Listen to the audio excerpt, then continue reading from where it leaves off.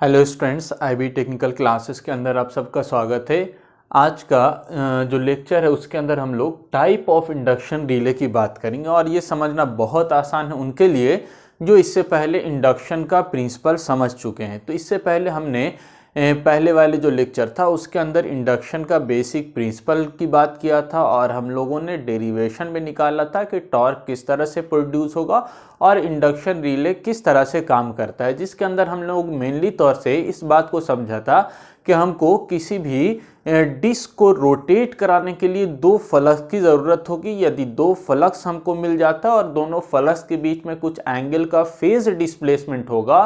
तो हमको necessary torque मिल जाएगा, जिसकी वजह से डिस्क रोटेट होगा। और उस टॉर्क का इक्वेशन भी हम लोग निकाला था जिसकी वैल्यू आ रही थी T proportional to φ1 into φ2 sine alpha, जहाँ पर अल्फा की वैल्यू क्या थी, दोनों φ1 और φ2 यानी दोनों फ्लक्स के बीच में फेस डिस्प्लेसमेंट को दर्शा रहा था। और ये फ्लक्स की वैल्यू जब मैक्सिमम होगी यानी साइन अल्फा की वैल्यू, जब अल्फा की वैल्यू 90 डिग्री होगी तो आपको जो टॉर्क होगा वो मैक्सिमम मिलेगा। और यदि हमारे पास अल्फा 0 हो जाएगा, फेस डिस्प्लेसमेंट नहीं होगा, तो टॉर्क भी 0 डेवलप होगा यानी टॉर्क डेवलप नहीं होगा। तो हमको यदि टॉर्क मैक्सिमम चाहिए तो दोनों आपका फ्लक्स के बीच में मैक्सिमम फेज डिस्प्लेसमेंट होना चाहिए। और उसी फेज डिस्प्लेसमेंट के लिए हम लोग दो कॉइल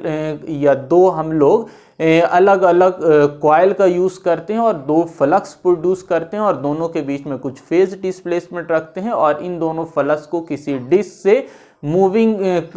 पार्टिकल से मूविंग डिस्क से हम लोग लिंक कराते हैं, जिसकी वजह से डिस्क के अंदर क्या होगा, एक टॉर्क डेवलप होगा। और उसके बाद सिंपली हम लोग क्या कर लेंगे, यदि टॉर्क डेवलप हो गया तो इसके साथ यानी टॉर्क डेवलप होगा और फिर आपका डिस्क रोटेट होगा। और डिस्क रोटेशन से इससे पहले हमने डायरेक्टली बोल दिया था कि आपका सर्किट ब्रेकर का कांटेक्ट ओपन हो जाएगा, लेकिन डायरेक्टली ना होकर क्या होता है, इनडायरेक्ट, यानी इससे पहले जब आपका डिस्क रोटेट होता है तो ट्रिप सर्किट क्लोज होता है। और ट्रिप सर्किट जैसे क्लोज होगा तो ट्रिप सर्किट के अंदर आपको याद होगा बैटरी लगा हुआ होता है, ट्रिप कॉइल लगा हुआ होता है। तो आपका जैसे ही ट्रिप सर्किट आपका क्लोज होगा मूविंग कांटेक्ट मूव होने की वजह से, तो आपका ट्रिप सर्किट के अंदर करंट सर्कुलेशन आपका स्टार्ट हो जाएगा और करंट सर्कुलेशन होने की वजह से आपका जो ट्रिप कॉइल है वो एनर्जाइज्ड होगा और वो सर्किट ब्रेकर के कांटेक्ट को ओपन कर लेगा। तो आज हम लोग इसी के बारे में डिस्कशन करेंगे कि किस तरह से हम लोग को इंडक्शन का काम होता है। तो एक एक करके अब हम लोग तीनों टाइप जो इंडक्शन का रिले का तीनों टाइप है उसको समझेंगे कि यानी इंडक्शन का जो रिले है वो तीन टाइप से हम लोग बना सकते हैं, संरचना कर सकते हैं। काम सब में एक ही होगा, यानी दो फ्लक्स हमको चाहिए और दो फ्लक्स की सहायता से कोई डिस्क रख देंगे, मूविंग डिस्क और रोटेट होगा, ट्रिप सर्किट आपका यानी आपका डिस्क रोटेट होगा, ट्रिप सर्किट क्लोज होगा और उसके बाद आपका सर्किट ब्रेकर का कांटेक्ट ओपन होगा। तो तीनों टाइप का यानी different type of induction relay की आज बात करते हैं। बहुत सिंपल आसान है यदि आपको वर्किंग प्रिंसिपल याद होगा तो सबसे पहले देखिए हम लोग शेडेड पोल टाइप रिले। आपने सिंगल फेज इंडक्शन मोटर के अंदर भी पढ़ा होगा शेडेड पोल, और नहीं पढ़ा तो यहाँ पर समझ लीजिए, बहुत आसान चीज़ है। शेडेड पोल टाइप रिले के अंदर हम क्या करते हैं, कोई एक कोर लेंगे, इसके अंदर हम लोग वाइंडिंग बांधेंगे और ये वाइंडिंग जो होगा इस वाइंडिंग का नाम क्या होता है, रिले कॉइल। यानी ये कॉइल किसके साथ अटैच है, ये आपका करंट ट्रांसफार्मर के साथ अटैच होगा और करंट ट्रांसफार्मर आपका ट्रांसमिशन लाइन के साथ अटैच होगा। यानी यदि ट्रांसमिशन लाइन में फॉल्ट होता है तो आपका क्या होगा, सडनली करंट बढ़ जाएगा और करंट बढ़ेगा तो करंट ट्रांसफार्मर का जो सेकेंडरी साइड है उसके अंदर भी कुछ ना कुछ करंट की वैल्यू एक नॉन रेशियो के अंदर बढ़ेगी और यहाँ पर हमारा रिले कॉइल के अंदर आपका करंट की वैल्यू बढ़ जाएगी। अब जैसे रिले कॉइल के अंदर आपका क्या होगा, करंट की वैल्यू प्री डिटरमाइन वैल्यू से बढ़ जाएगी, तो यहाँ पर एक फ्लक्स पहले भी हो रहा था लेकिन अब ज़्यादा होगा और ज़्यादा होने पर आपका ऑपरेशन का काम यानी ऑपरेट होगा आपका सर्किट यानी आपका डिस्क के अंदर पर्याप्त टॉर्क डेवलप होगा। तो अब देखिए यहाँ पर जैसे फ्लक्स डेवलप हुआ तो ये फ्लक्स आपका क्या करेगा, आकर लिंक करेगा। अब यहाँ पर मेनली तौर से जो समझना है तो हम लोग क्या समझना है कि दो तरह का फ्लक्स, इस फ्लक्स को यानी मेन फ्लक्स को हम लोग क्या कर देंगे, दो अलग अलग फ्लक्स के अंदर बांट देते हैं। तो ये फ्लक्स आपका क्या हो जाएगा, एक फ्लक्स तो आपका जो आ रहा है उसको हम लोग यानी आपका जो कोर है इसको दो पार्ट के अंदर हम लोग बांट देते हैं, और आपका हाफ पार्ट के अंदर हम लोग क्या कर देते हैं, शेडेड पोल बना देते हैं। शेडेड पोल मतलब यहाँ पर रिंग टाइप का कॉइल कुछ बांध देंगे, और जिसकी वजह से ये वाला आपका कोर और इस कोर के अंदर जो फ्लक्स होगा दोनों के अंदर क्या हो जाएगा, फेज डिस्प्लेसमेंट हो जाएगा। तो यहाँ पर जो हम लोग कॉइल बांधा है यानी शेडिंग रिंग बनाया है, और इस रिंग के अंदर जो फ्लक्स प्रोड्यूस होगा इस फ्लक्स को हम क्या कहेंगे, फ्लक्स ऑफ शेडेड पोल, यानी शेडेड पोल की वजह से जिसको फाई एस से डिनोट करेंगे। फाई एस का मतलब क्या है, शेडेड पोल के अंदर जो फ्लक्स प्रोड्यूस हो रहा है उसको ये दर्शा रहा है। और दूसरा जो फ्लक्स प्रोड्यूस हो रहा है वो कहाँ पर, तो अनशेडेड पोल, यहाँ पर शेडिंग नहीं किया हुआ है, कोई कॉइल बांधा हुआ नहीं है, तो यहाँ पर का जो फ्लक्स होगा इसको फाई यू से डिनोट करेंगे, यानी अनशेडेड फ्लक्स है वो। तो दो तरह का फ्लक्स मिल गया, एक आपको यानी ये जो फ्लक्स आ रहा है ये फ्लक्स आकर दो तरह के फ्लक्स में बैठ गया है, एक शेडेड पोल का फ्लक्स हो गया और दूसरा अनशेडेड पोल का फ्लक्स हो गया, और हमको यही चाहिए था। अब देखिए यहाँ पर आपने कुछ रिंग बांधा है, कॉइल बांधा है, तो यहाँ पर का जो फ्लक्स होगा वो क्या होगा, लैगिंग नेचर का होगा। क्यों, क्योंकि यहाँ पर आपने कुछ रिंग या कॉइल बांधा है तो लैगिंग नेचर वहाँ पर है, और इसके अंदर कुछ भी आपने नहीं किया तो ये क्या हो जाएगा, अनशेडेड जो फ्लक्स होगा वो लीडिंग नेचर का होगा। तो अब दोनों के अंदर फेज का अंतर हो गया, बस हमको यही चाहिए था, दो फ्लक्स चाहिए और दोनों के बीच में फेज डिफरेंस चाहिए, और ये दोनों फ्लक्स आकर क्या करेगा, आपका डिस्क के साथ डिस्क के साथ लिंक करेगा। और आगे का कहानी आपको मालूम है, जो लास्ट क्लास के अंदर हम लोग बात किया, यानी फ्लक्स लिंक करेगा दो, और इसके अंदर फिर सर्कुलेटिंग ईडी करंट प्रोड्यूस होगा, इसकी वजह से शेडेड फ्लक्स की वजह से भी ईडी करंट, और दोनों की वजह से फिर दोनों टॉर्क डेवलप होगा, यानी आपका फोर्स डेवलप होगा, और दोनों जो रिजल्टेंट रिजल्टेंट फोर्स होगा वो आपका कौन सा होगा, जो लीडिंग फ्लक्स होगा उसकी वजह से उसी डायरेक्शन में आपका क्या होगा, डिस्क का रोटेशन होगा। ठीक है, तो अब यहाँ से डिस्क रोटेट होगा, जैसे ही डिस्क का रोटेशन हुआ तो यहाँ पर हमने एक पॉइंटर लगाया हुआ है और ये आपका मूव करेगा, और डिस्क के मोशन की वजह से आपका क्या होगा, यहाँ पर का जो कांटेक्ट है वो जाकर ट्रिप सर्किट के अंदर उसको क्लोज कर देगा। और ट्रिप सर्किट आपको याद होगा किस तरह से, मान के चलिए यहाँ पर सर्किट ब्रेकर का ये कांटेक्ट है इस तरह का, और यहाँ पर हम लोग क्या करते थे, यहाँ पर ये वाला इस तरह का बनाते थे। ठीक है, मान के चलिए यहाँ पर बैटरी लगा दिया हमने और यहाँ पर एक कांटेक्ट लगाए हुए रहते हैं। ठीक है, तो ये कांटेक्ट यहाँ से अब देखिए ये वाला कांटेक्ट, यही कांटेक्ट क्या करेगा, जैसे ही ये मूव होगा तो ये मूवमेंट की वजह से ये वाला कांटेक्ट क्या हो जाएगा, क्लोज होगा, और जैसे ही क्लोज होगा यानी ट्रिप सर्किट आपका क्लोज हो जाएगा तो ये एनर्जाइज्ड यानी आपका इसके अंदर करंट फ्लो होने लगेगा, और फिर आपका जो ट्रिप कॉइल है वो एनर्जाइज्ड होगा और आपके सर्किट ब्रेकर के कांटेक्ट को ओपन कर देगा और आपका इंटरप्शन का काम हो जाएगा। तो ये पहला टाइप है शेडेड पोल टाइप रिले, जिसके अंदर हम जो कोर है उसको दो पार्ट के अंदर बांट देते हैं, एक के अंदर शेडेड यानी रिंग लगा देते हैं, कुछ कॉइल बांध देते हैं, और जिसका फ्लक्स जो होगा वो लैग करने लगेगा, और जो आपका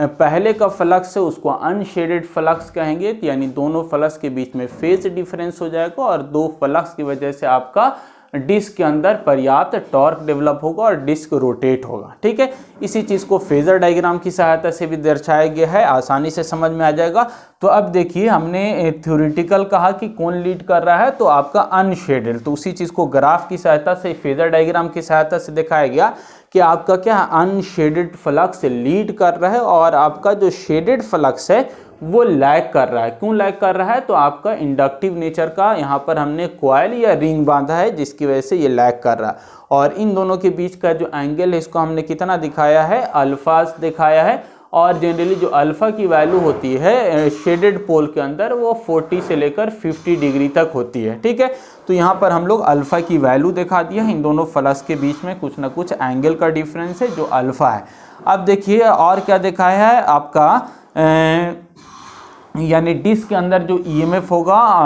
जब शेडेड फ्लक्स की वजह से ईएमएफ हो या अनशेडेड फ्लक्स की वजह से ईएमएफ हो और आपका शेडेड फ्लक्स की वजह से ईएमएफ होगा, तो उसको भी हमने दिखाया है। और इन दोनों के बीच में एंगल कितना होगा 90 डिग्री। तो अनशेडेड के साथ हमने ईएमएफ दिखाया और ईएमएफ की वजह से जो करंट ईडी करंट प्रोड्यूस होगा वो I1 होगा। ये दोनों आपका सेम इन फेज में होगा। पहले भी बात किया, कोई आपका यानी जो डिस्क होगा इस डिस्क के अंदर कोई इंडक्टिव इफेक्ट हमने नहीं लिया है, जिसकी वजह से दोनों इन फेज होगा। सिमिलरली आपका जो शेडेड फ्लक्स है, ये शेडेड फ्लक्स भी आपका 90 डिग्री लैग कर रहा है, ईएमएफ इंड्यूस हो रहा है और आपका ईएमएफ के साथ करंट इंड्यूस होगा, ईडी करंट, और ये I2 से दिखाएंगे दोनों इन फेज होगा। तो ये आपका क्या हो गया, शेडेड पोल जो हमने रिले दिखाया है उसको हम लोग फेजर डायग्राम की सहायता से इस तरह दिखाते हैं। इक्वेशन आपका क्या बनेगा, तो टॉर्क प्रोपोर्शनल टू φ1 φ2 दिखा रहे, तो यहाँ पर φ1 φ2 की जगह पर क्या होगा, unshaded flux to the shaded flux into sine alpha. अब एक चीज यहाँ पर देखिए, जो शेडेड फ्लक्स है वो किसके प्रोपोर्शनल है, यानी शेडेड फ्लक्स बढ़ेगा तो कब बढ़ेगा, जब आपका ये वाला यानी रिले कॉइल के अंदर करंट बढ़ेगा। तो यदि रिले कॉइल के अंदर करंट बढ़ता है तो आपका अनशेडेड फ्लक्स बढ़ेगा। ठीक है, कोई दिक्कत नहीं होना चाहिए, क्योंकि आपका अनशेडेड फ्लक्स वो किस पर डिपेंड कर रहा है, आई पर डिपेंड कर रहा है। आई की वैल्यू, करंट की वैल्यू बढ़ेगी तो फ्लक्स की वैल्यू बढ़ेगी और आपका अनशेडेड फ्लक्स आपका बढ़ेगा। सिमिलरली जो शेडेड फ्लक्स है वो किस पर डिपेंड कर रहा है, वो किसकी वजह से प्रोड्यूस हो रहा है, तो वो भी तो आई ही की वजह से प्रोड्यूस हो रहा है। तो हम उसको भी क्या लिख सकते हैं, I proportional to phi shaded flux, यानी आपका चाहे अनशेडेड फ्लक्स हो या शेडेड फ्लक्स हो, दोनों करंट की वजह से ही, रिले करंट की वजह से प्रोड्यूस हो रहा है, तो दोनों क्या होगा, आई के प्रोपोर्शनल होगा। तो अब दोनों शेडेड, अनशेडेड और अनशेडेड फ्लक्स की जगह पर हम क्या लिख सकते हैं, टी, पहले टी प्रोपोर्शनल टू मेरा क्या है equation, phi mu and phi s sine alpha. ठीक है, ये पहले का इक्वेशन था। अब यहाँ पर फाई यू की जगह पर, अनशेडेड फ्लक्स की जगह पर हम क्या लिख सकते हैं, आई लिख सकते हैं, और शेडेड फ्लक्स की जगह पे क्या लिख सकते हैं, आई लिख सकते हैं, बाकी साइन अल्फा अपनी जगह पर रहने देते हैं। यानी फाइनल जो आपका इक्वेशन होगा वो क्या हो जाएगा, साइन स्क्वायर अल्फा, यानी आई स्क्वायर साइन अल्फा हो जाएगा। ठीक है, तो ये आपका शेडेड पोल फ्लक्स के अंदर ये फाइनल इक्वेशन इस तरह से दर्शाया जाता है। तो यहाँ तक कोई दिक्कत नहीं होना चाहिए आपको। और तो ये आपका शेडेड पोल टाइप रिले से रिलेटेड सारी बात हमने किया। अब दूसरा जो रिले है वो वाट आवर टाइप रिले, ये समझ जाइए, ये आसान है आपको। दूसरा टाइप के अंदर हम लोग क्या करते हैं उसको ध्यान से समझिए। तो अब इसके अंदर भी हमको दो फ्लक्स चाहिए और दो फ्लक्स क्या करेगा, आपका डिस्क के साथ लिंक करेगा। तो दो फ्लक्स के लिए हम लोग क्या किए हुए हैं, आपका करंट हम लिया। तो इस करंट कहाँ से मिलता है आपको, तो करंट ट्रांसफार्मर की सहायता से। करंट ट्रांसफार्मर में करंट कहाँ से आ रहा है, तो ट्रांसमिशन लाइन से आ रहा है। ठीक है, तो ये आपका करंट ट्रांसफार्मर से कनेक्टेड है, जहाँ पर आई की वैल्यू है नॉर्मल अवस्था में जो यहाँ पर फ्लक्स प्रोड्यूस होगा वो बहुत ज़्यादा नहीं होगा, नॉर्मल होगा, और उससे हमारा यानी कि डिस्क के अंदर कोई बहुत ज़्यादा टॉर्क डेवलप नहीं होगा जिसकी वजह से वो रोटेट कर सके। लेकिन जैसे ही अब नॉर्मल कंडीशन होगा, यहाँ पर करंट की वैल्यू बढ़ेगी, फ्लक्स आपका ज़्यादा होगा, यानी रिले कॉइल के अंदर आपका फ्लक्स की वैल्यू बढ़ जाएगी। और जो ऊपर वाला मैग्नेट होता है इसको हम लोग अपर मैग्नेट कहते हैं। लेकिन यहाँ पर एक और कॉइल हमने बांधा, ये वाला कॉइल को हम लोग प्राइमरी कॉइल और यहाँ पर सेकेंडरी कॉइल कहते हैं। ठीक है, तो अब यहाँ पर एक सेकेंडरी कॉइल बांधा और सेकेंडरी कॉइल के साथ एक और कॉइल बांधा, यानी सेकेंडरी कॉइल को दो टाइप के अंदर हम लोग बांट दिया है। यहाँ पर देखिए नंबर ऑफ टर्न्स हम लोग कम रखे हुए हैं, और इसी के साथ एक और नीचे कॉइल बांधा जहाँ पर नंबर ऑफ टर्न्स क्या किए हुए हैं, ज़्यादा किए हुए हैं। तो अब देखिए ये वाला फ्लक्स कहानी कहाँ से स्टार्ट हो रहा है, तो ये फ्लक्स आपका मेन फ्लक्स जो है वो यहाँ पर आकर लिंक करेगा। इसके अंदर भी आपका ईएमएफ इंड्यूस होगा, करंट प्रोड्यूस होगा, फ्लक्स डेवलप होगा, यानी मैग्नेटिक क्षेत्र डेवलप होगा। और यहाँ पर जो करंट आपका फ्लो होगा, तो यहाँ पर भी क्या करेगा, करंट फ्लो होने की वजह से इस कॉइल के अंदर और इस कॉइल के अंदर भी आपका यानी करंट फ्लो होने की वजह से फ्लक्स डेवलप हो जाएगा। तो यहाँ पर जो फ्लक्स होगा उसका नाम हम लोग φ1 देंगे, और यहाँ पर जो फ्लक्स प्रोड्यूस होगा उसका नाम φ2 देंगे। अब देखिए φ1 और φ2 के अंदर क्या अंतर है, क्या दोनों फ्लक्स का जो फेस एंगल है वो दोनों सेम होगा,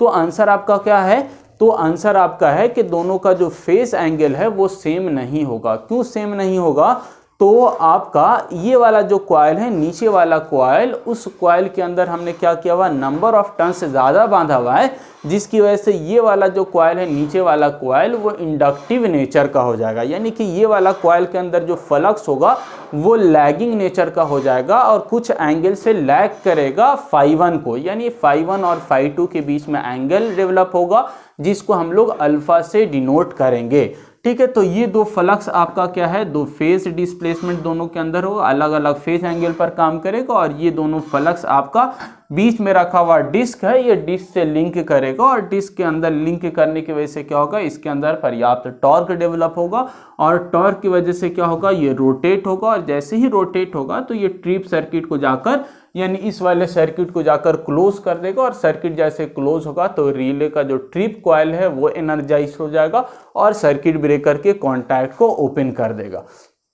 इसके अलावा हमारे पास आपने मेजरमेंट के अंदर भी पढ़ा होगा, हमको ये कंटिन्यूअस रोटेशन नहीं चाहिए, तो ये watt meter, watt hour type relay, watt hour यानी एनर्जी मीटर की तरह ये आपका कंस्ट्रक्शन होना। तो एनर्जी मीटर में तो कंटिन्यूअस रोटेशन होता है, लेकिन यहाँ पर कंटिन्यूअस रोटेशन हमको नहीं चाहिए, तो मेजरमेंट में जैसे आपका मूविंग इक्विपमेंट होता था उस तरह का हम बनाएंगे इसको। यानी यहाँ पर कंट्रोलिंग टॉर्क के लिए स्प्रिंग लगा देते हैं, और डैम्पिंग के लिए हम लोग क्या करते हैं, मैग्नेट का यूज़ करते हैं। बाकी सारा चीज़ आपका नॉर्मल काम करेगा, यानी जैसे ही आपका फॉल्ट होने की स्थिति में करंट की वैल्यू बढ़ी, आपका मैग्नेट यहाँ पर फ्लक्स बढ़ा, ये फ्लक्स लिंक किया, यहाँ पर आपका ईएमएफ इंड्यूस हुआ, करंट इंड्यूस हुआ, फ्लक्स आपका प्रोड्यूस हुआ, जिसको φ1 कह रहे हैं, यहाँ से करंट आया, इस वाले कॉइल के अंदर फ्लक्स डेवलप हुआ, जिसको φ2 कह रहे हैं। इन दोनों के अंदर फेज डिस्प्लेसमेंट करने के लिए यहाँ पर नंबर ऑफ टर्न्स ज़्यादा बांध दिया, आपका इंडक्टिव इफेक्ट इसके अंदर ज़्यादा हुआ, लैगिंग नेचर का हुआ, और इन दोनों के बीच में फेज अंतर हो गया, और ये फेज अंतर के साथ जब आपका फ्लक्स लिंक करेगा तो यहाँ पर आपका क्या होगा,